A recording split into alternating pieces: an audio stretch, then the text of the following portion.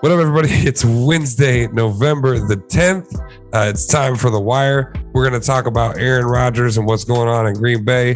We're going to talk about the Raiders, a lot going on there. We're going to dabble in the NBA a little bit. Then we're going to get more full-time going forward, I promise. And then we got some stuff that we brought up last week with defensive tackles and so much more. The Wire starts right now. I'm going in, it's first and 10. I'm a legend boy, a champion.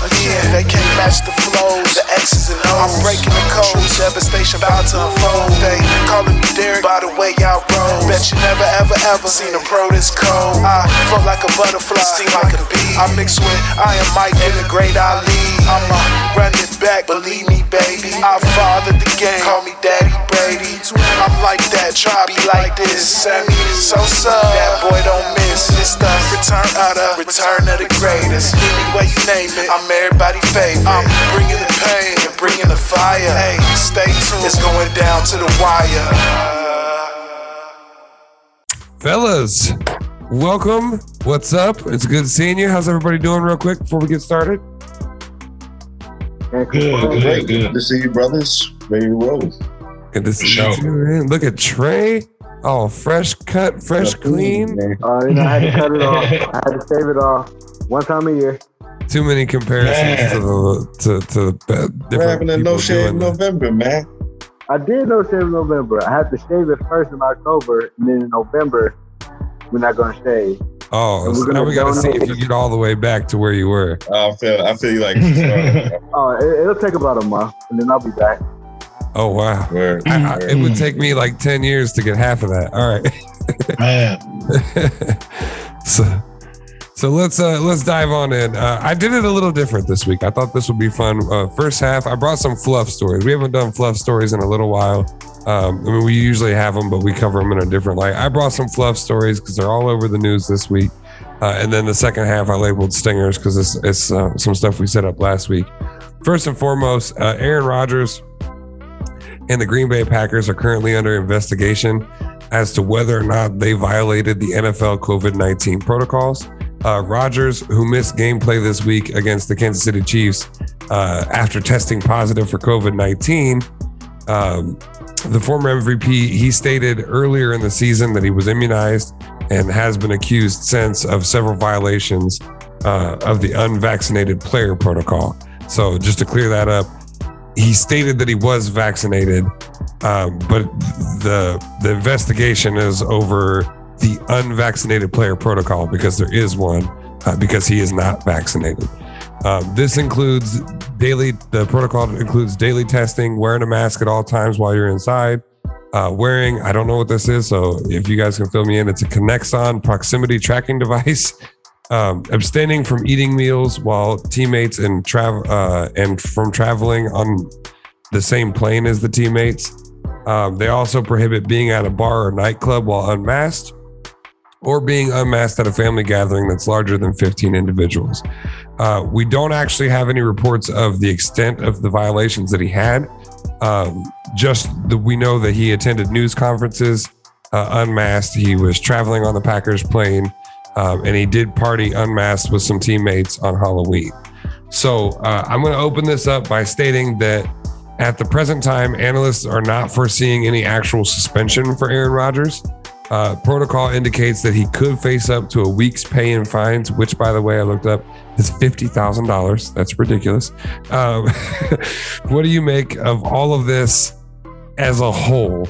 I don't care which route you go. We can dive into the COVID, we can dive into the protocols, but Aaron Rodgers clearly has gotten the media in the wrong way again. Marvin, why don't we start with you, man? I just have a problem with it because he wasn't truthful. That's all. Like, I mean, if he was, really, like, if anything, it's something he should have been open about at the start of the season. It shouldn't be like, it was week 10 where we find out that you're unvaccinated, because he's putting the whole team at risk. You know, if you come down with COVID, like, you're absent a quarterback. So, you never know if that, you spread it to some of your other stars, so you're putting them at risk. So I feel like, it's a situation where it's kind of comparable to Kyrie's. Like Kyrie was out front, like about it. He was up front. He said that I'm not taking it yet. He wanted to, do more homework on the vaccines. He wanted to find out what it was. He wanted more information, and he was up front about that. And I think a lot of people respected that. And I think that's why you've seen a lot of people side with Kyrie. But Aaron Rodgers, I mean, he kind of lied. It was going, different places with a lot of people, going to Halloween parties and Halloween with teammates, conferences and stuff like that. He's just got an answer to that, hopefully through fines. I don't think it's going to be a hefty suspension, but that's the part. Only part I had a problem with is him just not being honest about it. He's unvaccinated. It's clearly it was a choice, but he says he didn't lie to the media, but he still did.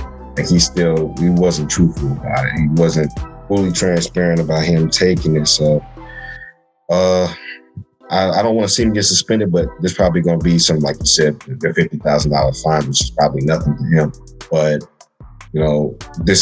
the Packers are going to dig further into this and see what else that he's done. Who's he surrounded himself with during the time he's been unvaccinated. It's crazy that some people work a long time to see that in a year. Yeah. This man makes it in a week.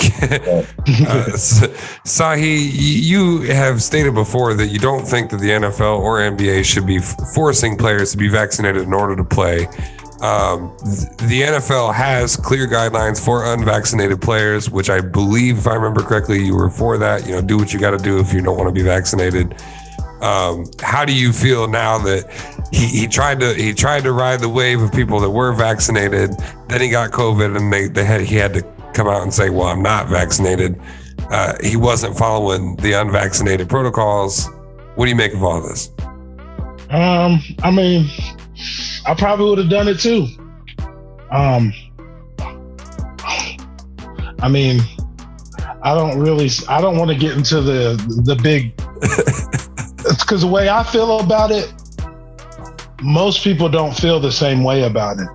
So it's kind of hard for me to explain to have people listen, because no matter what I say, it's wrong, because I don't believe everything everybody else believes, so it's automatically wrong. So I feel like no matter what Aaron Rodgers would have done, he would have been wrong. He would have either been cheating himself, because he would have been doing something just because somebody else told him to do it. It's something he didn't believe in. He just did it because they told him to do it. So it's either you're going to lie to them or you're going to lie to yourself. So he got away with it for a few weeks. And he had gone back and forth. Like, if you listen to the interview he did with Pat McAfee, he explained like the appeal process, that he was going back and forth with the league about this. This isn't something that the league just didn't know about. They thought he was good, and it came out that he wasn't good. He had been going through a process of trying to get the league to side with him on the way he wanted to do it. So being that he was in that process, I feel like he was a marked man, so to speak. So he put himself out there. So he made himself a marked man. So then they can really just do what they want to do with you whenever they want to do it. So, it's a tough situation. I feel like his whole stance is like, make your own decision, make your own choice. And no matter what that is, like you shouldn't have to feel pressure or worried about people like, oh, you're stupid or you're this, you're that. Because one of the statements he said in his interview was like, where's the science for this? Where's the science for this? You know what I'm saying? So if you can have those questions and it's not crystal clear, then you should be able to, like, you know what I'm saying? Like, hold on, let me do what, you know what I'm saying? What I feel is best. So, that's how I feel about it. I know I'm wrong and I'm stupid and I'm terrible. No, not at all. I wanted to chime in and say that we respect your opinion. Nah, you just being upfront. Like, that's all we wanted from him. Like, for real, man. That's how he felt. Just like, why did he? He did say that in so many ways, but I get it, but no, you're not wrong. Before we pop over to Trey, Sahe, if you don't mind, I actually do have a question for you, though. Do you, and I do respect your opinion and outlook on it. I wanted to make that clear. I think we all do here at The Wire, at least. Can't speak for the listeners, but we hope. Do you think, out of respect for the other players in the league, he should at least try to maintain some of the unvaccinated player protocols then? As far as not being with them in a closed environment, if they believe in the vaccine, if they believe in the virus being deadly, do you think out of respect for them, he should have kind of stayed closer to those protocols? I was actually going to.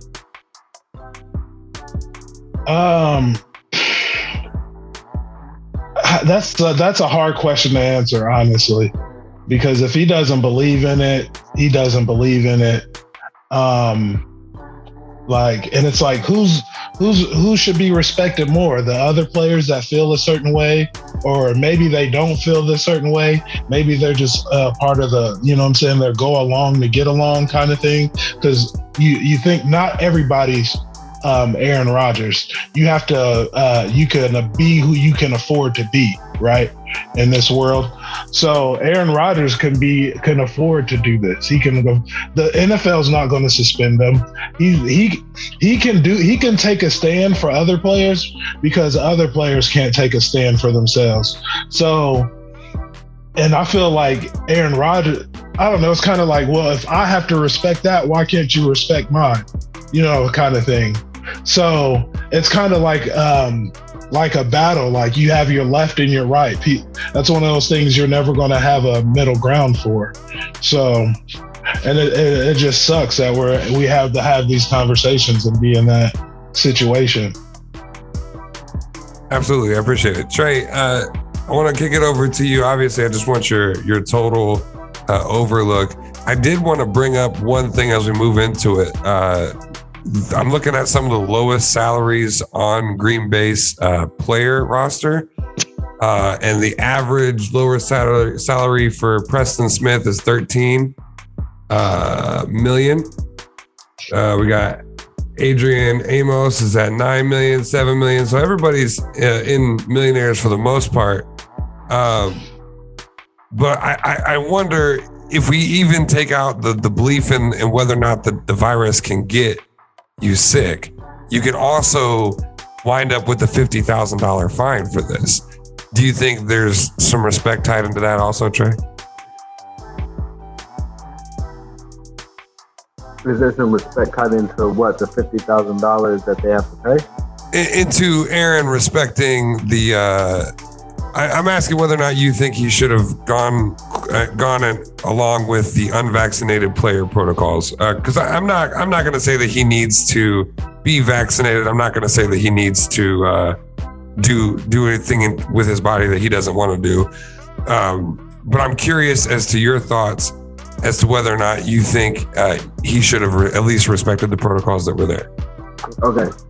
So I think that he definitely needs to be suspended for just blatantly being, I don't want to call it narcissism, but he blatantly, open-facedly just disregarded the policies that are put in place. Whether you believe you need to be vaccinated or you don't need to be vaccinated, that's your decision. But if you decide you don't want to be vaccinated, then you have to follow certain protocols. If you decide to get vaccinated, you have to follow certain protocols. It's put there by your management. He's an employee, whether he agrees with it or not. They're not saying that he can't play. They're just saying that he wants to play and he wants to be unvaccinated, then he has to follow these set of protocols. That's just fair. Everybody, treating everybody fair doesn't necessarily mean you have to treat everybody the same, but in that situation, when it comes to public health, then you do. I believe that. He needs to pay the maximum fine for blatantly disregarding those protocols. And the explanation he gave was a spit in the face, I feel. If you don't want to be vaccinated, that's fine. You didn't have to go out of your way to lie, which is what he did, and say that you've been vaccinated, you've been immunized, but you knew good and well that they're talking about, did you have the vaccine? You did. You tried to go around it. You try to talk to the NFL about what it looks like image-wise and feeling shame and all that. I get that. But you still have to follow those protocols until they make a decision. You don't get to just do what you want. If he owned the NFL, then maybe he could do that, but he doesn't. He's a quarterback for the Green Bay Packers. And it is a tough one, folks. We want to know what you think at home. We've got, two really good sides of this, I think, and some of us falling somewhere in the middle of that. Let us know in the comments and the reviews below if you think Aaron Rodgers was in the right and the wrong, what he should pay, what the penalty should be. Let's move on to the next fluff. This is why I love fluff. It's controversial, got everybody on the edge of the seat. Don't know what we're going to talk about next. But man, Las Vegas made it easy for me to put fluff in here this week. Las Vegas Raiders are back in the news after releasing the first round pick Henry Ruggs III. This was last week. He was facing 5 felony charges following a car crash that left a woman dead. They let him go. This week, they find themselves releasing 25-year-old cornerback, I hope I don't get this wrong, Damon Arnett. He was a first-round pick in the 2020 draft after he posted a video on Instagram making death threats to an individual with a variety of firearms. So I don't imagine we need to spend a whole lot of time on this, but you never know. This is why I love the fluff stories. What do you guys make of all of this craziness? Sahe, why don't you kick us off with this one? Man, you said all that needed to be said, man. He was drafted in the year 2020. All right. This dude is going home. He's riding in his car. He's bumping NBA YoungBoy. You know what I'm saying? He's bumping Blueface. He's on IG, he's on Twitter. That's just the way these kids move today. They think they're doing that for the clout. And he probably thought showing all that stuff he got was going to be for some clout, but it ended up just getting him cut. So I hope that's a lesson for all the young kids. The Raiders, they're winning. They're not taking a lot of losses, but they are giving out a lot of L's. Lessons for people to look and learn from in the future. So don't be like Henry Ruggs and don't be like Mr. Arnett. Come on, guys. Marvin, what do you make of what's going on in Vegas? Oh man, I mean, when I first heard this story, I was really sad for Henry Ruggs. Like it's really disappointing. Like I felt for not the woman that lost her life and her dog, but I felt for Henry Ruggs, man, because he's so young, and to make a mistake like that, it's just really a shame to see like someone almost like in a way just their career had to end that way. You hate to see that, but not only that, but just like making one bad mistake just really cost them their livelihood, the livelihood of their family, because they depend on him, and in the degree they depend on him. But I'm not going to say like his life is, over, because he has a chance to, rehabilitate himself. He has a chance to, speak and, to help out other people that are, help people avoid being in situations like that. He can speak to people and try to help. He has a chance to, hopefully he has that chance to turn his life around one day. But man, I knew I was going to spend a lot of time on this and get a little emotional about it, because it's hard to see young brothers like that, Justin, Trey, Sahe, go down like that. And just to see people be like, he should be, locked up for 20 plus years. Leave that to the court system. That's not up for people to decide, man, because this was a deadly mistake, but it's not like he went out and decided to do this. He was reckless. And I'm not even going to get into the details of how fast he was driving, shit like that. You just hate to see it. You really hate to see it. And, what's going on in Las Vegas right now, maybe the, team is maybe moving to Las Vegas was a mistake. They should move back to Oakland where they could be grounded, more humble, because it seems like it's just causing more and more, distractions for some players that have issues, because Henry Ruggs needed help before this. He really needed help before this. And I hope that prayers out to the families, the Ruggs family and the family that lost, to the woman and the lost her dog on top of it.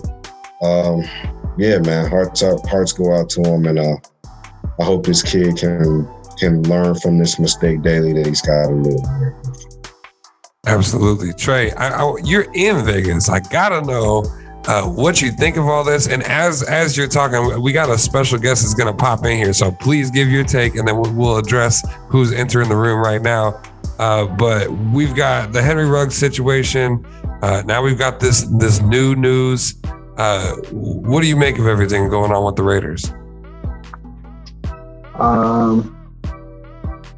So they've had 3 separate public fiascos in the organization. And I think their record right now, I'm looking at it, they are 5-3.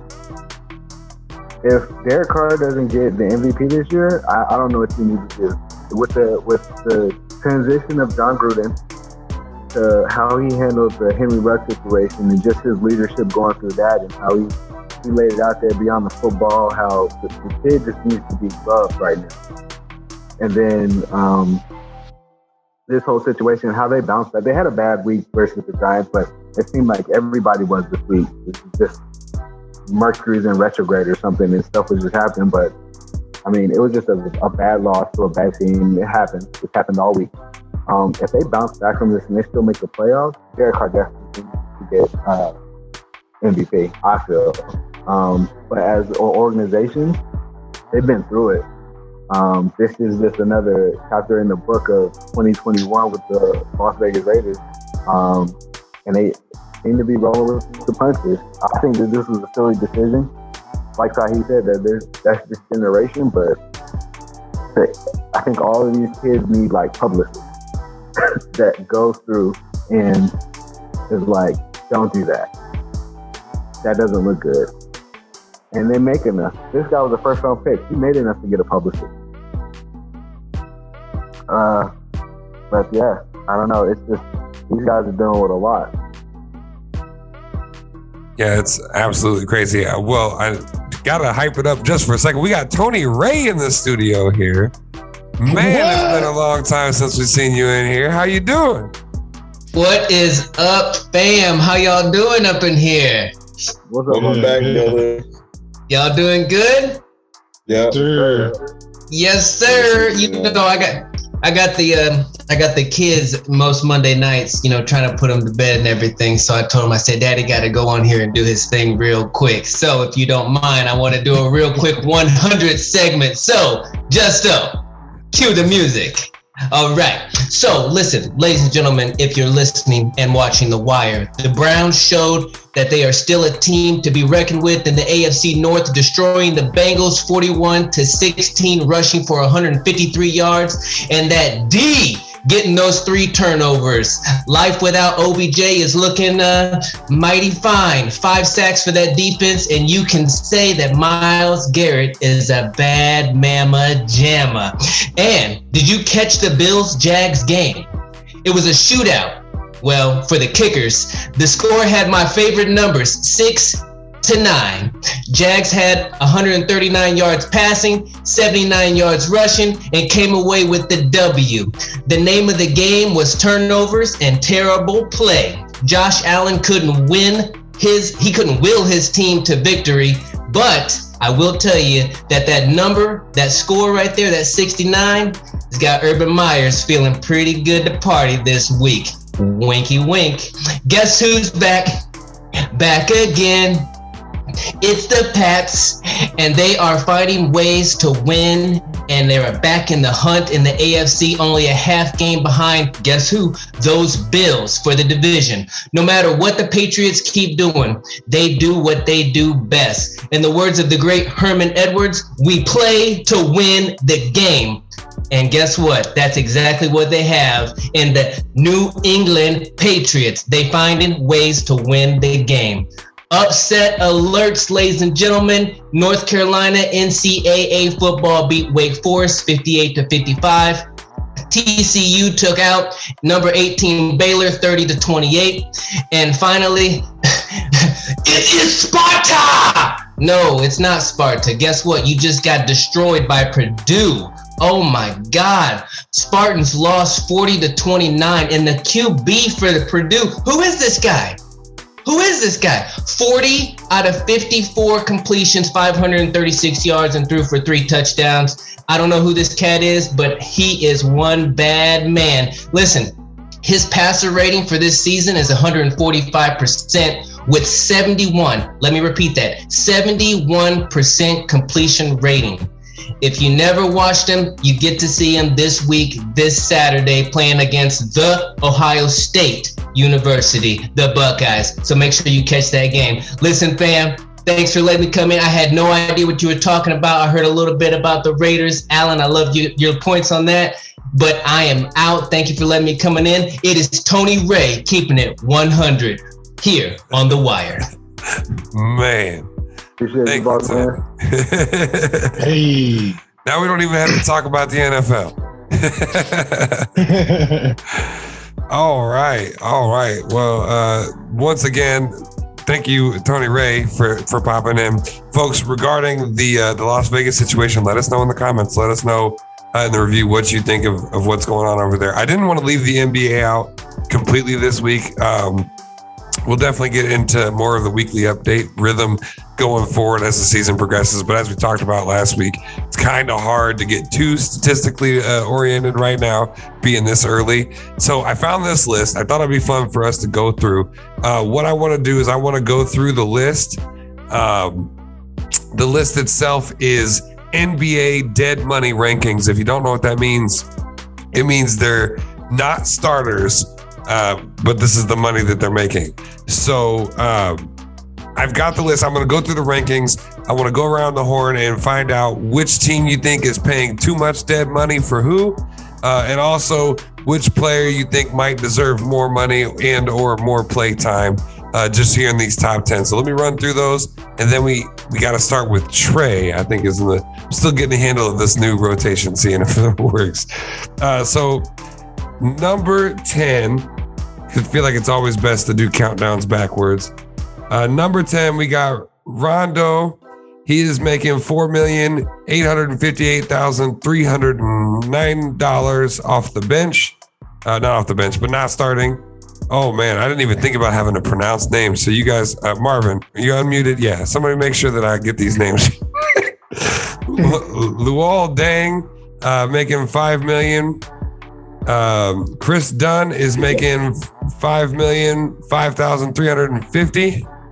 Ryan Anderson's at 7 with $5,214,583. Number 6, oh boy, Joakim Noah. Did I get that right? $6,431,667. Joking.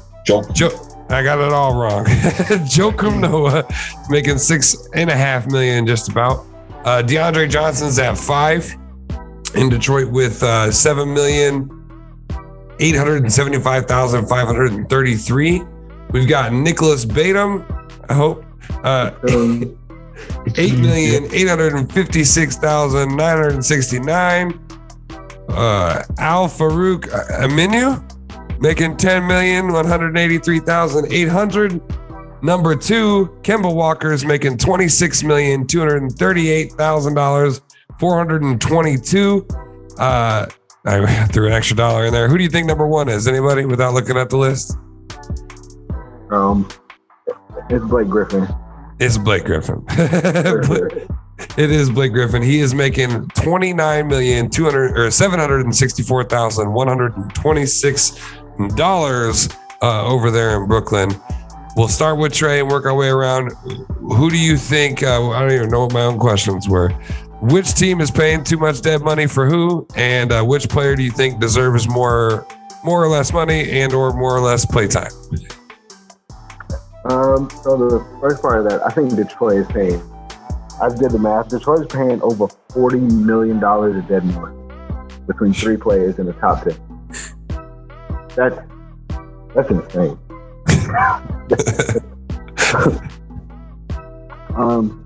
And the second question, are you talking about just on this list or just in the league? Well, I mean, you could throw someone else in there. I was looking at the list, but I know you guys know your stuff more than I do. Okay. This is my shameless plug. I think Rajon Rondo needs more playing time and more money for my Lakers right now, immediately. Sahe, man, what about you? Who do you think? Which team is playing too much dead money, and which player deserves more money and/or more play time? Man, whoever is paying Noah. Who did you say was paying Joakim Noah? I think it's New York. Let me scroll. Yes, New York. The Knicks. Yeah, they paying him way too much, whatever that is. He was trash his whole career. No. I just didn't like him at Florida. That's it. He cool. But who deserves more playing time? Probably would be Blake Griffin, in my opinion, since he's making all that money. You better get out there and, you know what I'm saying, play for that at least. We did see that like in-air turnaround shot last week. That was almost a $29 million shot. You're not coming off the court for all that money. Marvin, what about you, man? Same questions. Who do you think is paying too much dead money? And which player do you think deserves some more play time and/or some more money? Starting with the Knicks are still paying that dead money to Joakim Noah. That's crazy. $6,431,000. What kind of contract did they give him when he signed there? Right. Because he's retired. and he was trash on top of that. Who else? Rondo, man. Yeah, man. He deserves more clock for sure, the way Russ is playing right now. And just to add a little bit more money on top of that, he might play a little harder. He deserves more time. I would say, who deserves the third question? Who deserves more money? Well, it was either money or time, but yeah, you can split them up. I would say, money. Al-Farouq Amino should not be getting paid. You said it was $26 million. What do they think? He's $10,183,000 for the Spurs. No. And who's he playing for? Who's he playing for again? What are they doing? Like, ever since Pop, Ginobili, and Tim Duncan left, it just seems like they just can't get it right right now. Like, somebody's messing up upstairs. They ever want Becky Hammond to take over the job? Like, I don't want her to take over the job like with this mess, but you got to get him off the books. Like, he's not going to do it. I mean, like, that is outrageous amount of money to pay a guy that's not a starter. Now, he is a role player at best. So I don't know. You got to get that contract off the books. Absolutely. All right, folks. We want to know what you think too. Same question to you folks out there. We're going to put some polls and some Q&As on the audio. You're listening to us either on Spotify, Apple Podcasts, or one of the audio platforms. You might be watching us on Facebook. You might be watching us on YouTube. Either way, go check out our Patreon. That's where you get all your behind the scenes information. And when you're on these platforms, folks, don't just listen. Let us know what you think. We want to know. Let us know in the comments. Let us know in the reviews. Give us a like, a subscribe, the thumbs up, thumbs down, whatever it is. We just want to know you're there. In the second half, we're going to cover some stingers that we set up last week. Don't go anywhere. You're watching The Wire. Yeah, one of the greatest, you know what I'm saying, NBA contract scammers was Gilbert Arenas, boy. Ooh. He made so much money off the Magic. Are they still paying him? I think it might be. But that Ryan Anderson is still on that list. I was like, what? This was written November 1st, 2021. Yeah. I haven't heard his name called in about a decade. He's still making $5,214,583. Last time he must have had one of them Patrick Mahomes contracts. Another contract they're considering. No, I'm just kidding.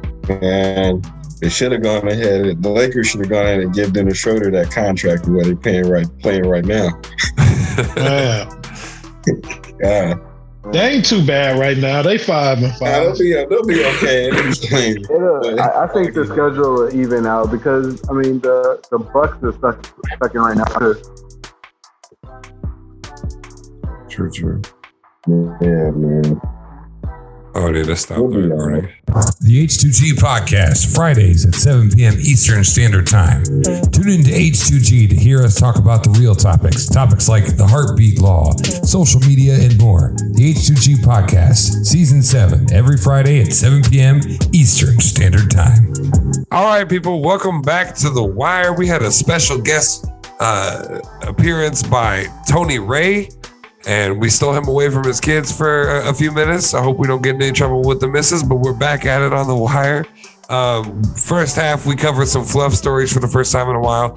Now I've got some second half stingers for you guys that we kind of teed up last week. We got into the discussion of NFL head coaches. And I think I want to start the second half. I want to go around and get your top 3 NFL head coaches. I'll let you guys take a vote because there's 3 of you if we want to do all time or currently coaching, unless we're synonymous here. Or do we care? All time Currently coaching. Because Richie's the one that said something. Was it Richie who started this off by saying something? Yeah. So currently coaching? Yeah. Okay. You said Mike Vrabel? Yeah, I think he said Mike Vrabel was our top 5 coach. Okay, and we'll get when he's back here in a couple weeks. Top 3. Yeah, we'll get his top 3 when he comes back. Maybe we can probably get it behind the scenes and bring it in next week. I bet we can do that. Why don't we start off? Trey, why don't you get us started? And let's get your top 3 NFL head coaches. Anything you got to say about it? We'll move Marvin, Sahe, and then we'll do reverse order on the way back up. Okay, top 3 coaches coaching right now. I would still say my guy up in New England. Why is his name? Bill Belichick. Bill Belichick. I would say Bill Belichick, Mike Tomlin, and Andy Reid. Top 3 coaches in the NFL right now. All right, Marvin. Do you like that list? I can roll with that list. I can roll with that. Mine's a little different. I would say top 3 coaches right now in the game would have to go to John Harbaugh, John Wright, John Harbaugh. I would say Bruce Arians, and I had one more. I would have to say Sean McVay. Okay. We'll open this up for discussion in just a second. Sahe, Tom Brady does not count as an NFL head coach, so we need your top 3 without Tom Brady on the list, please. Yeah, you know me so well. I was going to go Tom Brady in there. Brady, Tom, right, the GOAT. Who's the top 5 coaches of all time? Brady, and Brady. Because he spits hot fire.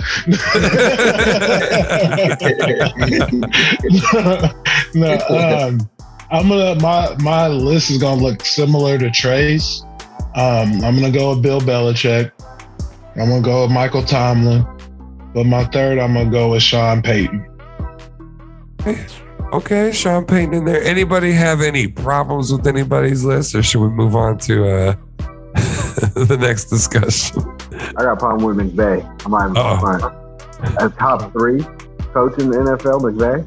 Why?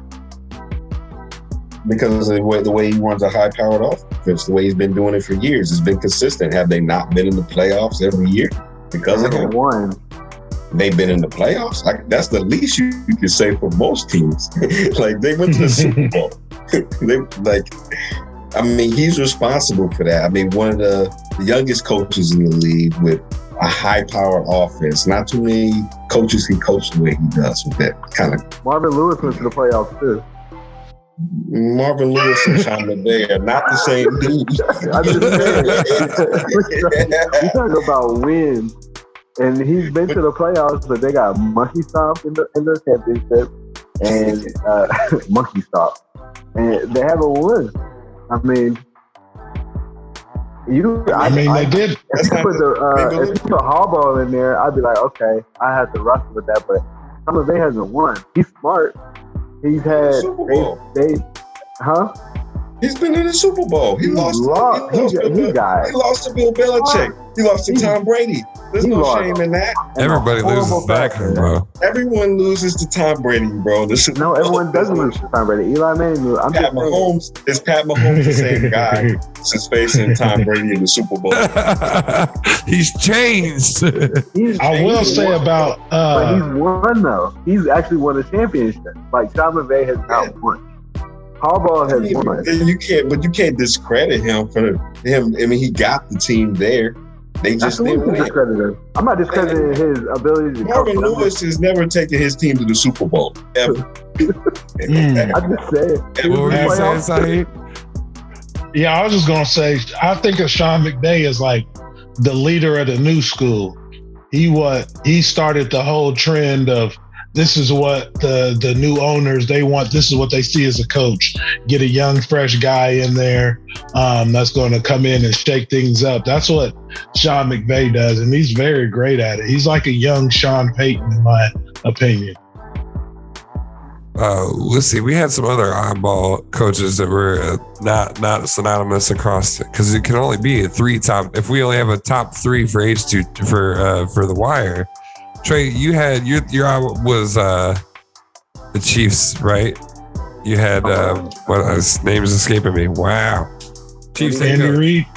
Andy Reid was your. Does anybody got a problem with Andy Reid being in top three? I do. Not really. I kind of do. A little bit. Because I mean, he won the Super Bowl. I mean, we've seen him go to Super Bowl. He lost with Donovan McNabb, but like he's got to take the brunt of the blame of what's going on right now with Kansas City. So I wouldn't put him on the top three this year. But if you're talking about of all time, he's on that list. But I would put him three. That's just me. What do you mean? Wait, he's got to take Patrick Mahomes needs to take the brunt of what's going on next year. Andy Reid is still an offensive genius. The fact that Pat Mahomes can't read defenses right now is not his fault. That's because he's been getting away with that foolishness, and all of a sudden defense is caught up. Now he needs to change his game. That's got nothing to do with Andy Reid. The play calling is still the play call. The execution of that play calling falls directly on Pat Mahomes and his decision making. All right. Pat Mahomes taking some heat. Sorry, babe. That's just how it is. Sahe. Oh, my bad. I'm sorry, Jordan. Oh, it's all good. She knows what it is here. The other show, and she's a big fan of Thanksgiving. You should have seen me on Friday. I said "fuck Thanksgiving" on the air 3 times, and I got all kinds of trouble. Sahe, your hotball was Sean Payton. Anybody got a problem with Sean Payton being a top 3 this year? I don't. Sean Payton, he was I was thinking about Sean Payton, and I was thinking about Bruce Arians for that third spot. Okay, well let's stoke the fire then. Let's go all time, top 3 all time head coaches, and then we'll move on to talking about something else. Sahe, if you had to pick 3 head coaches all time, and I don't think that quarterback that was throwing and kicking, I don't think he was a head coach at any point either. So no, not George Blanda. Not George Blanda. Top 3 coaches all time. Jackie Moon. No. That's a tough question. I'm gonna go with John Madden, most famous coach of all time. Let's see. All time. I'm gonna put Bill Belichick in there. As far as an all-time great coach. And who would be number 3? I'm gonna go with Don Shula, the old coach of the only undefeated team in the history of the NFL. Okay, Don Shula. What's reverse order? Goes to Marvin next, right? Yep. Marvin, top 3 all-time head coaches. 3. All right, I'm going to start with Bill Walsh. Have to go with Bill Belichick. Can't leave him off the list. As much as I want to say Jimmy Johnson, I have to say Bill Belichick. I can't be disrespectful. But coming in number 1, y'all, is my main man, Tony Dungy. Is the best coach of all time. Ooh, wait, greatest of all time? GOAT. GOAT of head coaching. That is a GOAT. Like, I mean, he's right there. I'm proud of this a little bit. I mean, Belichick's got the Super Bowls, but Tony Dungy is a leader of men too, and he should have 2 Super Bowls if it wasn't for your Tampa Bay Bucks side. He taking credit for his Super Bowl that he should have got when they fired him. I was upset. I'm still mad about that. Right. That part. Can anybody argue that on the air? Oh, for sure. Nah, I think we can argue it, but I would say about Tony Dungy. Tony Dungy is separate than the rest of the coaches. I mean, just as far as, I don't think it's just about X's and O's with Tony Dungy. It's about how he held his players to a standard. I mean, he seems more like a guru than more like than a coach per se. But if we're talking about coaches like wins and stuff, I gotta throw Bill Belichick. Although I feel like there remains the team after Tom Brady's best.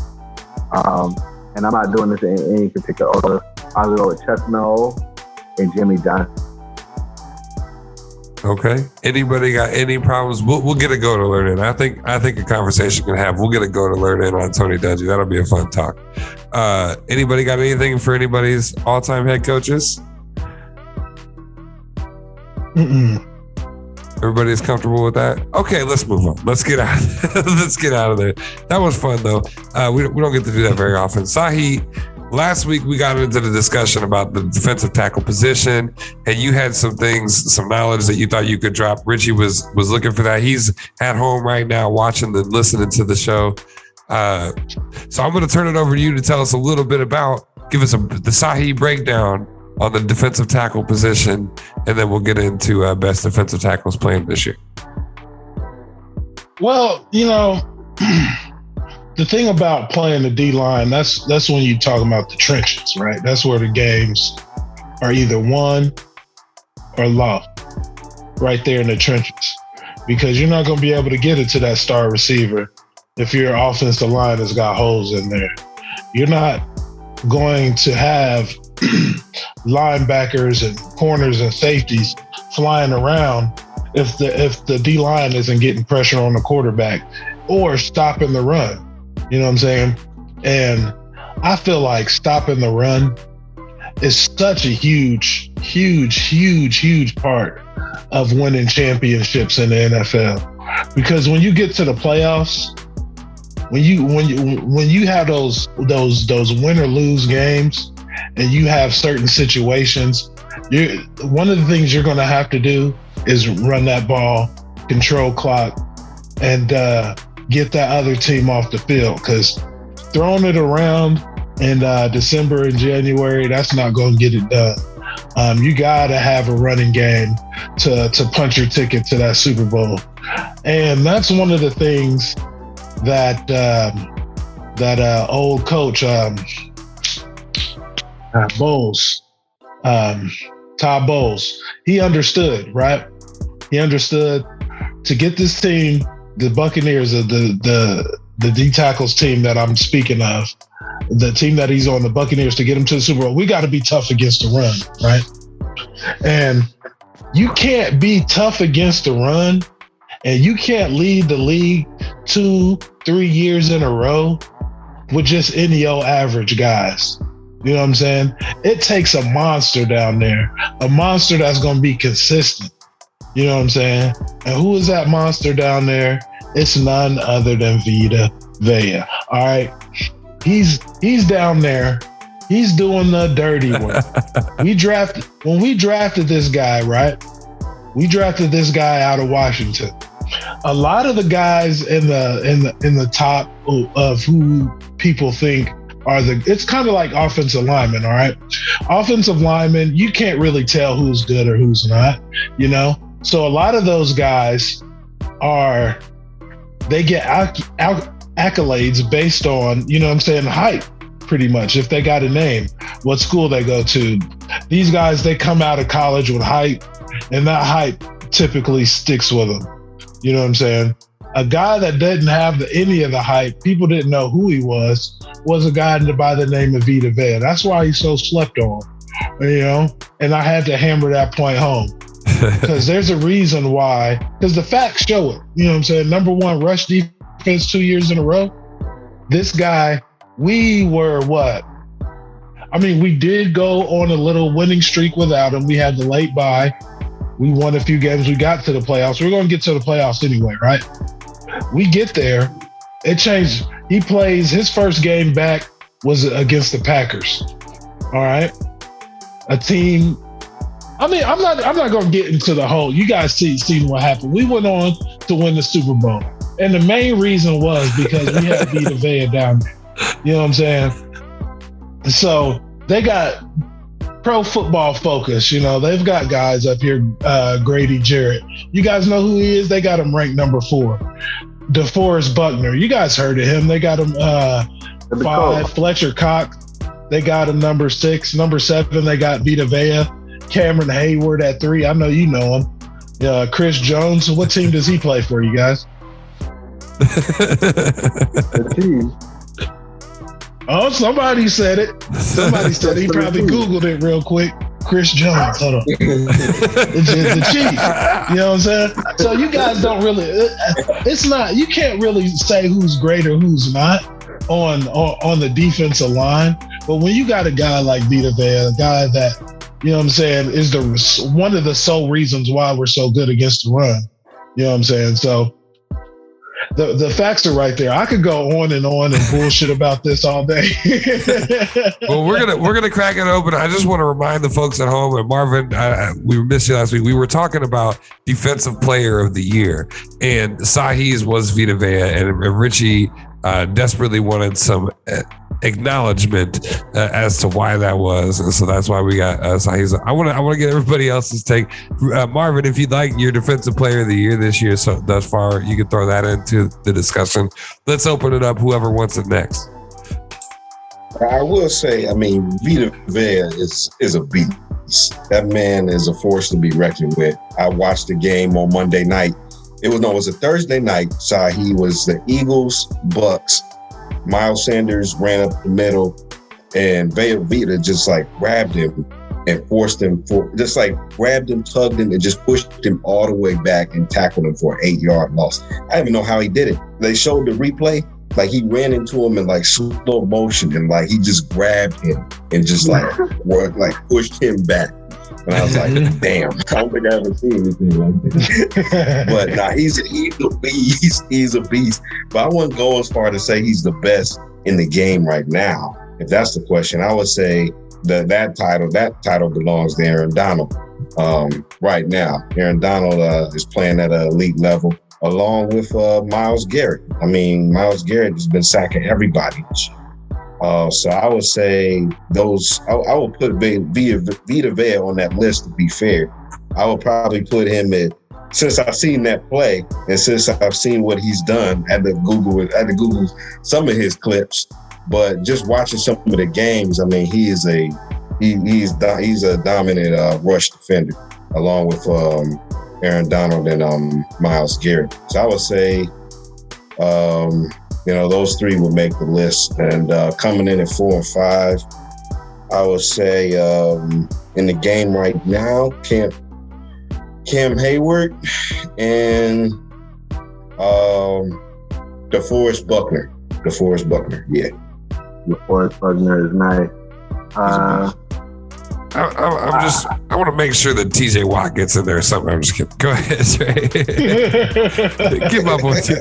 He's a linebacker. No, he doesn't count. He's a linebacker / end. I think that Vita Vea has a definite case for top 5. Definitely maybe top 10. Definitely top 10. It's hard to judge defensive tackles because if you are nice like that, then you're getting the double and triple team. Aaron Donald's getting triple and double teamed every play. DeForest Buckner, you get double and triple teamed every play. Dominican's like double, and Dominican's too. Like depending on where you're going, I will say that the Tampa Bay Bucks probably have the best defensive tackle tandem in the league between Stu and Vita Vea. That's like I wouldn't even know what to do with that. And we're not even talking about the ends and then your linebacker core. Your box 7, box 8 is stupid. But I'll say DeForest Buckner and Aaron Donald is the best defensive tackles. It's open. Let me ask y'all this. Have y'all seen Aaron Donald or DeForest Buckner switch positions in the middle of a game, go on the offensive side on goal line, and lay some bodies down as a lead blocker? No. You seen Vita Vea do that? Have you seen? I think I put Jonathan Allen on the play action pass. You seen the play action pass, and Vita Vea get out there on the route and one hand that boy. Come on, man. I think Jonathan Allen might be better. I'm talking about. I think you seen that in Atlanta, Trey. We recording right now, and you going to be disrespectful online. Expecting I'm not going to say nothing.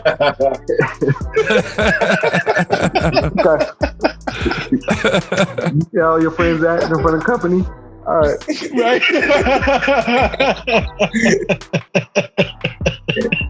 My bad.